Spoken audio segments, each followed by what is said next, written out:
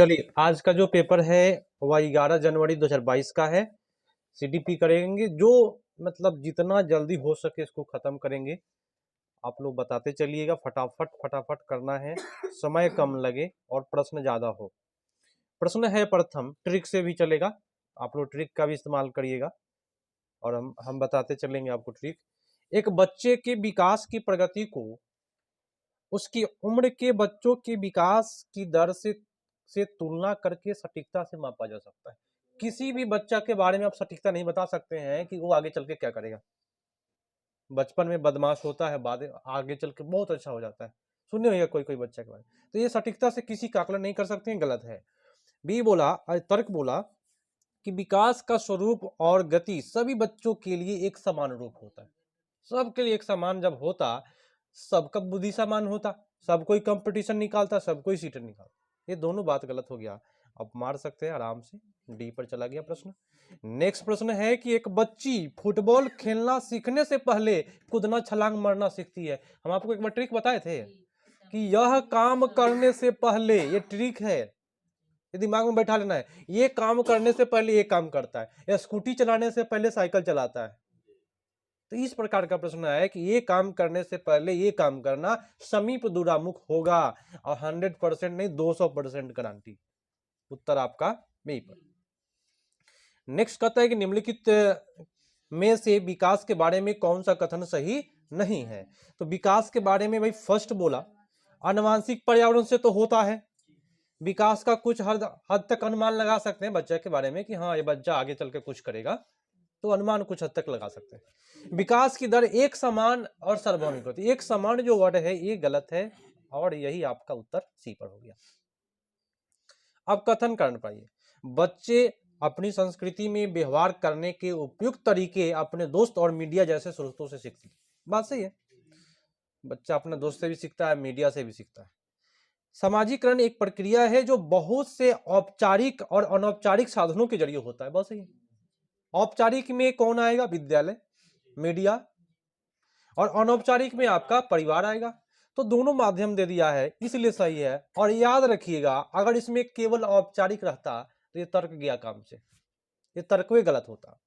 बात समझे ना? तो इस बात पर ध्यान रखिएगा। तो इसमें दोनों सही है, आपका व्याख्या भी कर रहा है। उत्तर आपका ये पर चला गया। नेक्स्ट प्रश्न पर आते हैं, और नेक्स्ट प्रश्न कहता है कि मूर्त संक्रियात्मक अवस्था के बच्चों के लिए शिक्षिका एक शिक्षिका को क्या करना चाहिए? मूर्त माने सबसे पहले पकड़िए, कितना एज पहले बताए? 7 से 11, 7 से 11। हाँ, इसके लिए शिक्षिका को क्या करना चाहिए आप लोग बताएं। तो अमूर्त तो नहीं करेंगे, मूर्त वाले को अमूर्त नहीं करेंगे। वस्तुओं और विचारों को बढ़ते हुए जटिलता के क्रम में वर्गीकृत करने के मौके मुआयना, ये मजेदार है। मौका माने अवसर देना, वर्गीकृत करना। ये वर्गीकृत वर्ड तभी होगा जब सामने में कोई चीज हो, तभी वर्गीकृत कर पाइएगा। वर्गीकृत माने बांटना, क्लासिफिकेशन। ठीक है, उत्तर आपका बी पड़ गया। और हम लोग बताए सी वाला ऑप्शन में क्या दिक्कत है? उच्च स्तरीय मूर्त सोच तो गया, ये उच्च स्तरीय गया काम से। और डी में क्या? तर्कपूर्ण वैज्ञानिक। ये तर्कपूर्ण तो ठीक था, लेकिन यहां जाकर के क्या कह दिया? वैज्ञानिक समझ बच्चों में नहीं होती है, इसको नहीं बताना है। नेक्स्ट प्रश्न है कि जीन पियाजे के संज्ञानात्मक विकास के किस चरण पर बच्चा समझ बना लेता है कि प्रक्रियाओं का इस्तेमाल वस्तुओं को प्रतिनिधित्व करने के लिए किया जा सकता है? अगर बच्चे के सामने साइकिल नहीं है, तब भी साइकिल सुनकर उसके मस्तिष्क में एक प्रतिबिंब बन जाता है साइकिल का। जैसे ही हम आपको बोलेंगे साइकिल, आपके भी माइंड में साइकिल बन जाएगा। ठीक है, तो ये प्रतीक बन जाना, ये प्रतीक किसी के माइंड में बन जाता है, याद रखिएगा, वह बच्चा 2 से 7 वर्ष में होता है। जो बच्चा कोई भी चीज सुने और उसका माइंड में फोटो बन जाए, प्रतीक। और ये एक ट्रिक है इसका, उस ट्रिक का नाम है प्रतीक। प्रतीकों का इस्तेमाल करना, या प्रतीक कहीं भी दिया रहे वह पूर्व संक्रियात्मक में ही जाएगा, कोई दिक्कत नहीं। नेक्स्ट प्रश्न, आनवम 3 अंकों की संख्याओं को जोड़ करने में अकेले संघर्ष करता है, किंतु शिक्षिका के मदद से वह ऐसा करने में सक्षम है। तो वाइगोस्की की सहायता से बताए क्या होगा? वाइगोस्की साहब क्या क्या बोले हैं वर्ड टोटल बताए। समीप दूरामुख, समीप में रहेगा तब ना वो मदद करेगा भाई। समीप दूरामुख है, अंतः क्रिया है, पार है, सहयोग है, ठीक है, समाज है, संस्कृति है, भाषा है। ये वाइगोस्की साहब का टोटल हुआ। नेक्स्ट, लेई वाइगोस्की के अनुसार अधिगम क्या है भाई? ज्ञान निर्माण की सक्रिय प्रक्रिया है। वाइगोस्की के अनुसार ये आपको रटना पड़ेगा, ये कोई पेडागोजी नहीं है। निष्क्रिय गलत होता है, दोहराव गलत होता है, और उद्दीपक अनुक्रिया तो इनका नहीं है, स्किनर साहब का है। नेक्स्ट प्रश्न पर आते हैं, और ये प्रश्न है कि आसना अच्छा करती है क्योंकि वह दूसरे द्वारा अच्छा देखा जाना चाहती है। तो दूसरे के सामने में अगर आपको अच्छा दिखना है तो कौन सा ये जाएगा कोलवर्ग का? अच्छा लड़का अच्छा लड़की अभिविन्यास पढ़े हैं ना, ये लेवल 1 में, 2 में, 3 में, किस में आता है? 2 में आता है। हाँ, पारंपरिक में आता है। बच्चा दूसरे के सामने में अच्छा बनना चाहता है, उसको गर्व की अनुभूति होती है, ये परंपरागत लेवल में आता है। नेक्स्ट है कि प्रगतिशील शिक्षा में, भाई प्रगतिशील शिक्षा में क्या होता है? सीखने का स्वरूप क्या होता है? सामाजिक होता है। समाज बोले तो ये नहीं कि आपका गांव समाज, परिवार और विद्यालय दोनों होता है।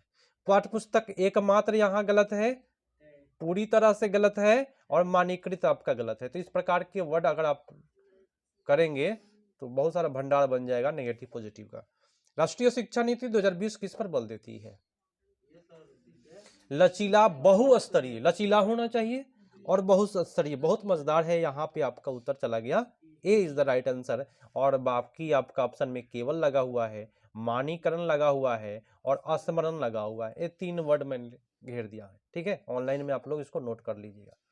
निम्नलिखित में कौन सी विशेषता हावर्ड गार्डनर द्वारा प्रतिपादित अंतर्वैयक्तिक बुद्धि का आलेख करती है? हावर्ड गार्डनर का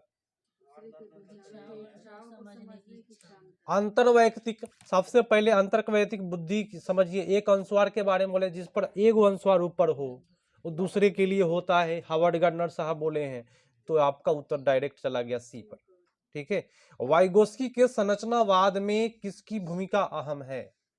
संरचनावाद में किसकी भूमिका? तो भाई संरचनावाद में भाषा, SLC, सोशल लैंग्वेज कल्चर के बारे में वाइगोस्की साहब बोले हैं। नेक्स्ट है कि बच्चों के सीखने का आकलन करने के लिए एक शिक्षिका को किन तरीकों को इस्तेमाल करना चाहिए? कौन सा तरीका का इस्तेमाल करना है बच्चों का? फर्स्ट बोला कक्षा में की गई अंतःक्रिया, ठीक है। परियोजना काज करेगा, पोर्टफोलियो, आत्माकलन, सब ठीक ठाक है, कोई दिक्कत नहीं। उत्तर आपका सी पर। नेक्स्ट है कि राष्ट्रीय शिक्षा नीति 2020 के अनुसार मूल्यांकन का उद्देश्य किसकी जानकारी देता है? हाँ, मतलब मूल्यांकन मतलब ये है कि विद्यार्थियों के कक्षा में और कक्षा के बाहर कैसे सहायता दिया जाए, ताकि जो मूल्यांकन हुआ उसमें कोई गलतियां हुआ उसको सुधारा जा सके। उत्तर आपका ये पर। नेक्स्ट प्रश्न है कि निम्नलिखित में कौन सी प्रथा समावेशन में बाधक है? समावेशन में बाधक है वो कौन सी प्रथा है, बताएं। कक्षा अनुशासन एक दूसरे पर परस्पर समान पर आधारित है। सामग्री को केवल विद्यार्थियों, कुछ विद्यार्थियों की जरूरतों को पूरा करने के लिए डिजाइन किया जाता है। कुछ विद्यार्थियों के लिए अगर करिएगा तो बाकी बच्चा सब बाधक उत्पन्न कर देगा। जैसे कि हाई स्कूल में जैसे ही साइकिल योजना आता है, लड़कियों को मिल जाए लड़कों को नहीं मिले, रोड जाम, तो बाधक होगा कि नहीं होगा? 17 पर आए। निम्नलिखित में कौन सा हाशिए के समूह के विद्यार्थियों को शामिल करने में बाधा उत्पन्न करता है? भाई बाधा कौन उत्पन्न करेगा? शैक्षणिक स्थानों तक पहुंचना, अधिकारों को समानता, भाग लेना अवसर, सामाजिक वर्तिकाग्रह। देखिए सारा चीज आ जाएगा सामाजिक वर्तिकाग्रह में, क्या समझे? कहाँ पे? हाशिए के समूह के विद्यार्थियों को, हाँ, मैंने शामिल उसमें जो भी है, माने एक जो नामांकित है कोई चीज पर, हाँ रजिस्टर पर, जब उस, हाँ। तो चलिए आपका उत्तर जाएगा सामाजिक वर्तिकाग्रह। इसी में हर चीज, हर बाधा आपको उत्पन्न होगा। नेक्स्ट प्रश्न पर आते हैं, निम्नलिखित में कौन सी अधिगम अक्षमता सुसंगत रूप से लिखने की क्षमता को सीधे प्रभावित करता है? डिस्ग्राफिया। बहुत बेटर। नेक्स्ट प्रश्न है कि निम्नलिखित में कौन सा अभ्यास श्रवण विद्यार्थियों के सफल समावेशन में बाधक उत्पन्न, माने जो सुनने में है उसको शामिल करना है, उसमें बाधक उत्पन्न करता है श्रवण विद्यार्थी। फर्स्ट बोला कि विद्यार्थियों को अपने आप से बात करके सोचने देना, तो भाई ये तो ठीक ठाक है, सोचने दीजिए उसको। विद्यार्थियों को मौखिक परीक्षा के बजाय लिखित परीक्षा, ये गलत है। श्रवण बाधित विद्यार्थियों के सफल समावेशन में ये बाधक उत्पन्न करेगा। कह रहा है कि मौखिक परीक्षा के बजाय उसको लेना है लिखित। ठीक है, हाँ। देखिएगा प्रश्न को फिर से देखा जाए, क्योंकि इसमें जो आंसर दिया हुआ है वो गलत है। श्रवण के लिए सफल समावेशन के लिए बाधा उत्पन्न करेगा, तो उसको क्या करिएगा कि दत्त कार्य के लिए मौखिक निर्देश दे, तो सुन नहीं पा रहा है, कोई होमवर्क के लिए आप मौखिक निर्देश दे रहे हैं बोल करके, तो ये बाधा उत्पन्न करेगा उसके लिए। तो सबसे मजेदार आपका उत्तर डी होगा। अब कह रहे हैं सी, आप लोग थोड़ा सी पर भी देख लेते हैं। बाद में उपयोग की गई टेप पर दत्त कार्य का निर्देश दे, टेप पर दीजिएगा, है ना, ये भी बाधा उत्पन्न करेगा। ठीक है, ये भी बाधा उत्पन्न करेगा। इसमें बहुत सारा ऑप्शन जा रहा है भाई, इसमें केवल पॉजिटिव आंसर अगर देखा जाए तो आपका कौन है, बी है। ठीक है, हाँ, तो इसमें अगर देखा जाए तो आंसर इसको छोड़ के ही चलेंगे कि क्या है, और पॉजिटिव तौर पर अगर पूछा रहता इसका आंसर पॉजिटिव तौर पर, तो आपका आंसर जाता बी पर, माने मौखिक नहीं बोल करके उसको लिखित दीजिए। ठीक है, तो बेटर होगा बच्चा के लिए, तो पॉजिटिव मान के चला है इसको। नेक्स्ट है कि निम्नलिखित में से प्रतिभावान विद्यार्थियों की विशेषता कौन सी है? जो बच्चा प्रतिभावान होता है उसकी क्या विशेषता है? जो प्रतिभावान विद्यार्थी है वो खूब सटीक रूप से सोचेगा, है ना, आसान कार्य नहीं चुनेगा। प्रतिभावान तो आसान चुनेगा ही नहीं, जो कमजोर होगा वही आसान चुनेगा, आसान रास्ता। तो सोच में सटीकता की आवश्यकता है, मतलब जो सोचेगा वो सटीक रूप से सोचेगा, जो प्रतिभावान है। ठीक है, उत्तर आपका जाएगा सी पर। नेक्स्ट प्रश्न है कि एक शिक्षिका, प्रश्न है और प्रश्न कहता है कि एक शिक्षिका अपने विद्यार्थियों में बोध कौशल को सुसाध करना चाहती है, उस उद्देश्य के लिए निम्नलिखित में से किससे बचना चाहिए? बोध कौशल से अधिकांश प्रश्न बचना वाला दे रहा है। देखिए, संकल्पना मानचित्र ठीक है, संदर्भ हीनता, ये हीनता वर्ड गलत है। ठीक है, हीनता, यही आपका उत्तर चला जाएगा बी पर, कोई दिक्कत नहीं। चलिए अगला प्रश्न कहता है कि विद्यार्थियों में एक संप्रत्यय के अधिगम को सुसाध करने के लिए एक शिक्षक को निम्नलिखित में क्या करना चाहिए? क्या करना चाहिए? तो नई जानकारी को पिछले ज्ञान के संबंध में ठीक ठाक है। नियमों को समझाने और अवधारणा की विशेषता को परिभाषित करने पर ध्यान देना चाहिए। अगर कोई भी नियम है तो नहीं समझाइएगा तो दिक्कत है, उसकी क्या अवधारणा है उसके बारे में विश्लेषण नहीं करिएगा तो भी दिक्कत है। और परिभाषित जो वर्ड है वह 200% सही जाता है, परिभाषा गलत होता है, परिभाषित 100% सही जाए। यहां परिभाषित है। ठीक है, इसलिए उत्तर आपका बी पर जाएगा। ठीक है, नेक्स्ट प्रश्न पढ़ाते हैं।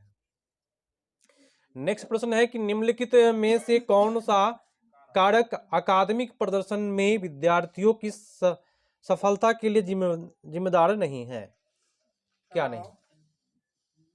सफलता के लिए जिम्मेदार नहीं है, अकादमिक प्रदर्शन में विद्यार्थियों के सफलता के लिए जिम्मेदार नहीं है। सफल के लिए, एक सेकेंड, प्रश्न को बहुत फंसा रहा है। सफलता के लिए जिम्मेदार नहीं है माने असफलता। हाँ, तो आप लोग बताओ उत्तर क्या हुआ, हम तो पकड़े ना। जिज्ञासा सफलता के लिए जिम्मेदार नहीं है, जिज्ञासा माने असफलता हो गया ना। सफलता के लिए जिम्मेदार नहीं है मतलब क्या हुआ? असफलता। सफलता के साथ नहीं लगा दिया है तो नेगेटिव पर चला गया, तो इसलिए जिज्ञासा जो है ये आपका उत्तर हो जाएगा। और वही रहता सफलता के लिए जिम्मेदार है, जिज्ञासा हो जाएगा, जिम्मेदार है असफलता के लिए। सफलता असफलता। देखिएगा इस प्रश्न में थोड़ा सा शायद ये टाइपिंग में भी मिस्टेक हो सकता है। भाई बोरियत नेगेटिव, तनाव नेगेटिव, भय नेगेटिव, तो एक ही इसमें बन रहा है क्या, जिज्ञासा पॉजिटिव। और इसमें नहीं हटा करके चलता, टाइपिंग में चाहे गलती हो या कुछ भी हो, तो जिज्ञासा 100% होता, सफलता के लिए जिम्मेदार है। हाँ, इसमें कूट नहीं ना दिया है भाई, क्वेश्चन ठीक ठाक है।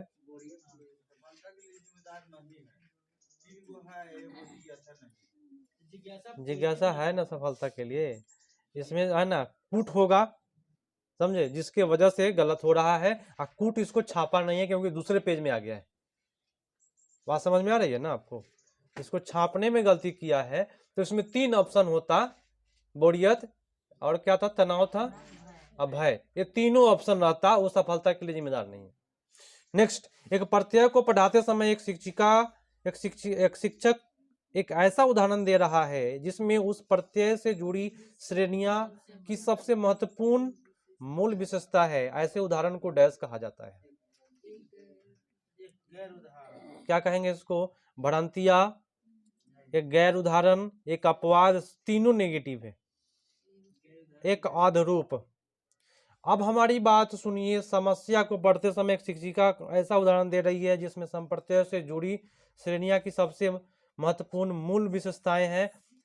तो ऐसे उदाहरण को क्या कहेंगे। देखिए आप लोग बच्चा सबको पढ़ाते हुएगा तो उसमें रिक्त स्थानों की पूर्ति करे वाला प्रश्न पढ़ाते हैं, वो क्या होता है, आधार रूप होता है। उससे क्या अधिकांश समस्या बच्चा का खत्म हो जाता है, क्योंकि बहुत सारा लंबा प्रश्न में पढ़वा दीजिए, भरना है तो आराम से भर लेगा, लेकिन वही प्रश्न दे दीजिए कि लिखिए तो लिख पाएगा नहीं। तो इसको आधारूप कहते हैं, ठीक है। उत्तर आपका जाएगा सी पर। एक निर्दिष्ट लक्ष्य तथा लक्ष्य तक पहुंचने के लिए विद्यार्थियों को उनकी संज्ञानात्मक क्षमताओं पर चिंतन करने के लिए प्रोत्साहित करके एक शिक्षक निम्नलिखित में से किसका विकास को सुगम बना रहा है। तो उत्तर हो जाएगा सी, घोषणात्मक नेगेटिव है, आदि संज्ञान मने जानकारी, सबसे मजेदार इसमें आदि संज्ञान वर्ड है, रटकर तो होगा नहीं। अगला है कि एक शिक्षण अधिगम प्रक्रिया की अवधारणा करते समय राष्ट्रीय पटचर्या रूपरेखा निम्नलिखित में से किस पर महत्वपूर्ण बल देती है। हाँ, उत्तर आपका जाएगा सक्रिय जुड़ाव और बातचीत। वेधन आपका नेगेटिव, रटना गलत, उत्तेजना गलत। नेक्स्ट प्रश्न, किस समस्या को हल करने के लिए विद्यार्थियों को मदद करने के लिए एक शिक्षक को निम्नलिखित में से क्या करना चाहिए।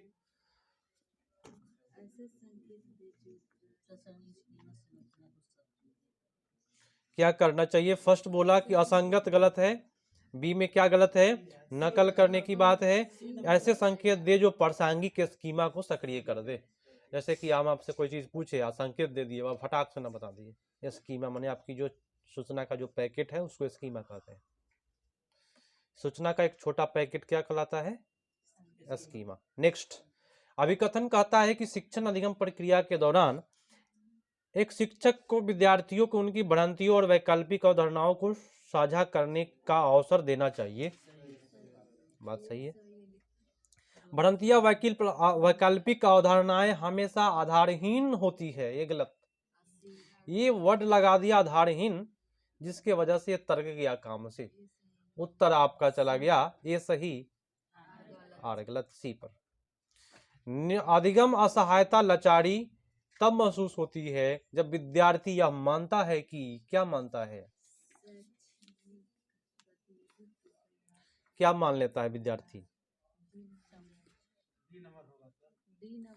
हाँ, शैक्षिक गतिविधियों का परिणाम अनियंत्रित रहेगा तो वह क्या विद्यार्थी महसूस करेगा, लाचारी महसूस करने लगेगा, असहायता। जब शैक्षिक गतिविधि का जो परिणाम है अनियंत्रित आ जाएगा तो आप भी असहायता महसूस करिएगा। जैसे कि पढ़ाई वढ़ाई किया आदमी और फेल हो गया, तो उस समय में जो होगा आप अपने आप को अनियंत्रित महसूस करिएगा। नेक्स्ट प्रश्न पढ़ाते हैं और अंतिम प्रश्न है सीडीपी का। इसके बाद में हम मैथ करेंगे। निम्नलिखित में कौन सा आंतरिक प्रेरणा का उदाहरण है? आंतरिक प्रेरणा का उदाहरण कौन सा है भाई? हाँ, तो रुचि, जिज्ञासा, ये सब क्या होता है? आंतरिक अभिप्रेरणा होता है। चलिए साथ साथ में मैथ पेडागोजी भी कर लेते हैं इसी में, दोनों क्या